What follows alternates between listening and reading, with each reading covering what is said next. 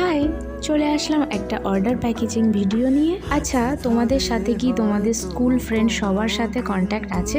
হয়তো নেই, কারণ সবাই সবার লাইফ নিয়ে ব্যস্ত। কেউ এডুকেশনালি, আবার কারোর বিয়েও হয়ে গেছে। লাইফে বড় হওয়ার সাথে সাথে অনেক বন্ধু আসে। স্কুলের পর কলেজ ফ্রেন্ড হয়, তারপর অফিস ফ্রেন্ড হয়, কিন্তু ওই স্কুলবেলাকার যে বন্ধুরা থাকে তাদের সাথে যেন আলাদাই একটা কানেকশান থাকে।